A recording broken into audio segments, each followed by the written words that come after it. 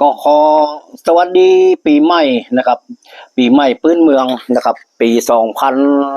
2568มาถึงวาระ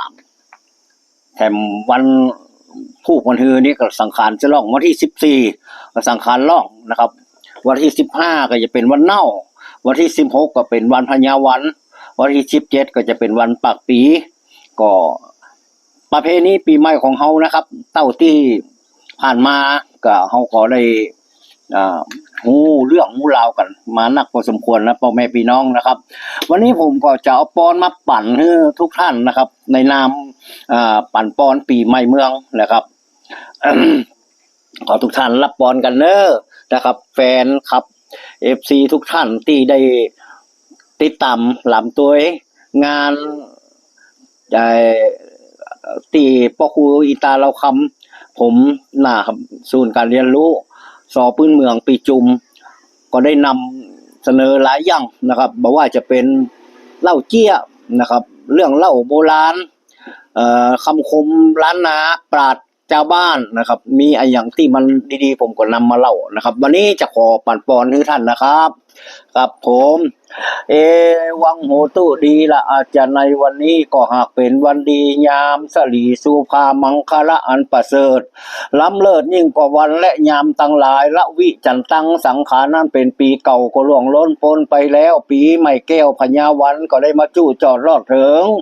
เติงอย่างแฟนคลับ FC ทุกท่านทุกคนจุใจน้อยใจยิ่งทุกท่านก็บละเสียยังหิตอดีตยังป่าเวณีอันเป็นมาแต่ปังก่อนก็บอกเคยได้ผ่อน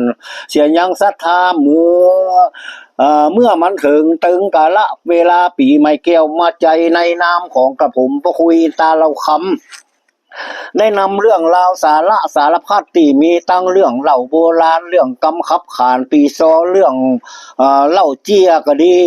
ออกคือพี่น้องได้ฟังได้พอกันม่วนเรื่องกำเข่ากำซอทั้งความสามารถก็ปอเก่งฟังกันเล่นเพลินบทนี้ข้าพเจ้าขอบคุณทุกท่านที่ได้ติดตามลำตัวติดตามซองพอ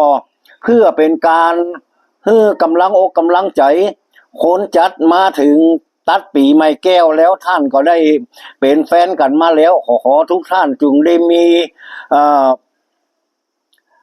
โปนเสียงยังจากข้อปีข้อวันข้อเดือนข้อยามข้อเมื่อรับเมื่อตื่นข้อเมื่อย่างเมื่อเตียวข้อเมื่อเกี้ยวเมื่อกินแม้นว่าท่านจะไปตั้งไรก็ขออย่าได้ไปต้องสิ่งบดีบางามทุกอย่างนะครับข้อหามยามสวย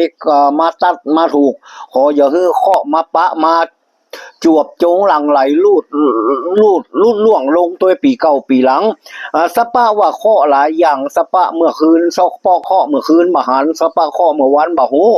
ข้อกำอูกำจ่าข้อนาต่างๆตกไปตามแม่น้ำมหาสมุทรมันตกมุดจมลงพื้นดินอย่าได้ปิกฟื้นขึ้นมาบอกว่าแฟนตั้งหลายล้านนาเจียงใหม่ละปูน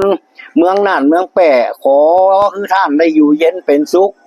มีโจกมีลาบมีเงินหลั่งไหลมากองมีทองหลั่งไหลมาสู่